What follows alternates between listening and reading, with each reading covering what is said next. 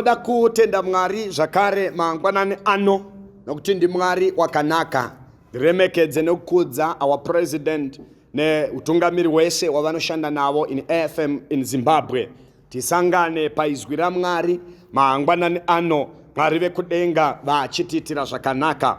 Handei kubhuku ramuprofita Mika tiverenge pa chapter 7 pa verse ya 7 and 8. Profita Mika 7 verse ya 7 and 8. Bible rinoti, asi kana ndirini ndichatarira kuna Jehovha, ndichamirira Mwari weruponeso rwangu. Mwari wangu uchandinzwa. Usafara pamusoro pangu iwe muvengi wangu kana ndichinge ndawira pasi. Ndichasimukazve kana ndigere murima. Jehovha uchava chiedza changu. Mangwanani ano Mwari vatitire zvakanaka. Kwese kwauri kuteerera uri, Mwari akuropafadze akukomborere. Soro weshoko randoda kutaura mangwanani ano nderekuti vimba na Jehovha. Shoko ra Mwari rinokurudzira kuti tivimbe na Jehovha. Shoko ra Mwari rinokurudzira kuti tarire nokumirira kuna Jehovha. Panguva yatiri kurarama namazuva atiri kurarama, vanhu vari kuvimba nezvinhu zvakasiyana siyana, vanhu vari kutarira kuzvinhu zvakasiyana siyana. Asi shoko ra Mwari kuna Jeremiah chapter 17 pa verse ya 7 rinoti wakakomborerwa munhu anotora Jehovha agoita chivimbo netariro yake. Mangwanani ano ndauya kuzokurudzira mumwe munhu kuti tarira, mirira, vimba na Jehovha vanokuitira zvakanaka. Patiri kuverenga pano muprofita Mika ari kuprofita kuna Israeli mushure mekunge yakurarama upenyu husina kunaka, vanhu vachifamba mafambiro asiriwo. Taverenga pana Mika pa chapter 7 ipapa kwekutanga anotaura zvekurwa kwavanhu, anotaura zvekumukirana kwevanhu, vana kusateerera vabereki, vabereki kusachengeta vana, vabereki kumukira vana, vana kumukirana, vanhu kurwa, kuurayana nekudeura ropa. Anotaura zvakawanda zvakanga zvakuitika pamazuva iwayo. Asi anosvika pa verse ya 7 paanoti zvakaipa zvese zvichiitika, vanhu vachiurayana, vanhu vachimukirana, vanhu vachivengana, vanhu vachiparadzana. Anoti asi kana ndirini ndichatarira kuna Jehovha, ndichamirira Mwari weruponeso rwangu. Ndozvandauyawo mangwanani ano ndikurudzire mumwe munhu anogona kunge ari panguva yekurarama upenyu hunorwadza, ari kupindana nezvinomanikidza. Vana vachateereri, vaparadzwa nezvakaipa zvenyika, vaparadzwa nemitoriro, vaparadzwa nekuipa kwese. Vanhu vari kuita zvakaipa, kuurayana, vanhu havachatya kutora upenyu, vanhu havachatya kudeura ropa.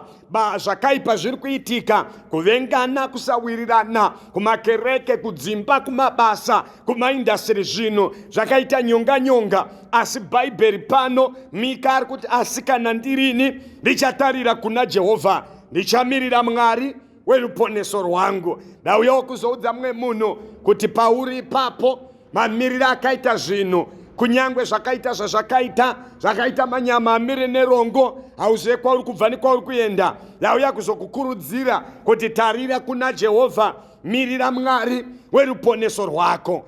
Mika achinyora anoti Mwari achanzwa kudaidzira kwangu. Newe mangwanani anonzwikwa naMwari paunodana. Pa verse ya 8 abva ati usafara pamusoro pangu iwe muvengi wangu, kana ndichinge ndawira pasi ndichasimukazve, kana ndigere murima Jehovha uchava chiedza changu. Ndauya kuzokutaurira mangwanani ano nekukukurudzira kuti pauri ipapo unogona kunge wakawira pasi, unogona kunge watowa pasi, zvinhu hazvina kumira zvakanaka, zvinhu hazvisi kukufambira mushe, ukatarisa uko hazvisi kuinda nekwaunoda, uri kuita somunhu akagara murima, uri munhu akawira pasi. Ndauya kuzokudza tarira nokumirira kuna Jehovha. Mika ari kuti pano muvengi ngaarege kufara kana ndichinge ndakawira pasi. Newe ndauya kuzokudza mangwanani ano, kune vanofara kana ukawira pasi, kune vanofara business rako rikawira pasi, kune vanofara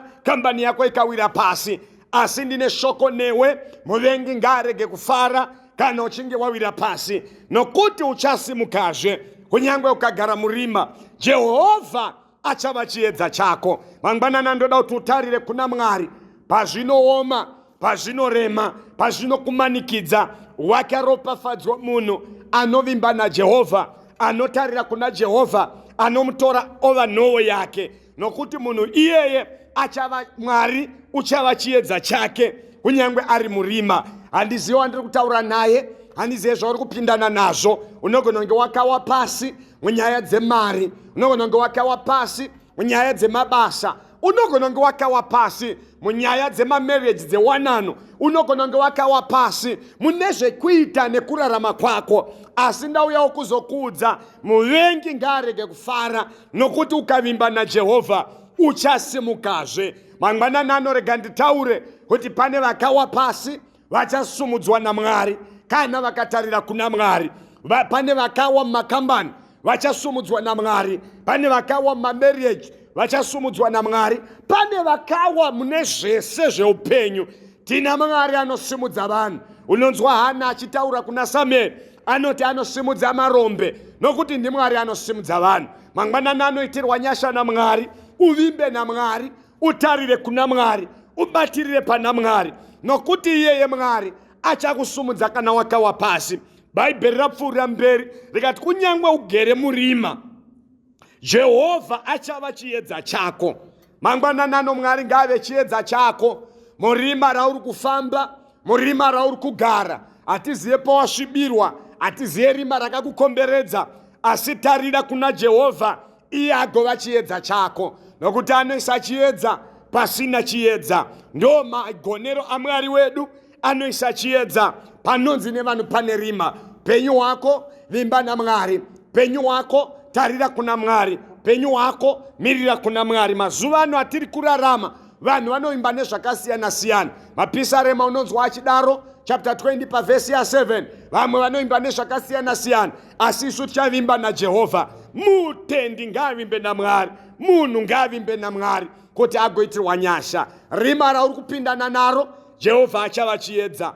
Pawakawira pasi uchasimuka, nokuti Jehovha musimudzi wevanhu. Mika atiye, kana ndirini ndichatarira kuna Jehovha, ndichamirira Mwari weruponeso rwangu. Mwari ngaave muponesi wako. Handizive pauri kupindana napo, handizive zvakakukomberedza, handizive zvakabata mhuri, handizive zvakabata upenyu hwako, but Jehovha ngaave ruponeso rwako, ave chiedza murima raunofamba, agokusimudza pauchawira pasi. Simudza kutenda kwako, simudza meso ako, umabvise kune zvakawanda zvaungatarire, asi utarire kuna Mwari.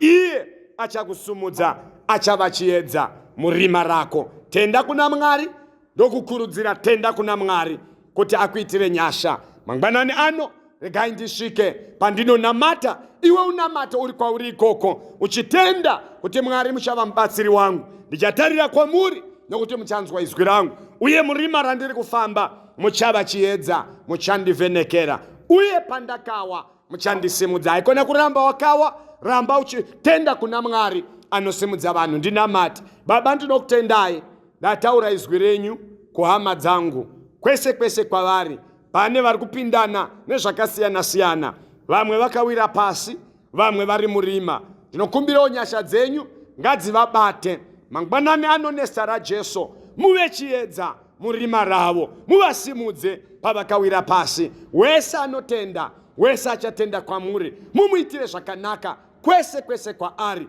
nezita raJesu Kristu. Nyasha dzokusimudzwa nekuvhenekerwa murima. Ndanamata nekutenda muzita raBaba, reMwanakomana neremweya Mutsvene. Amen.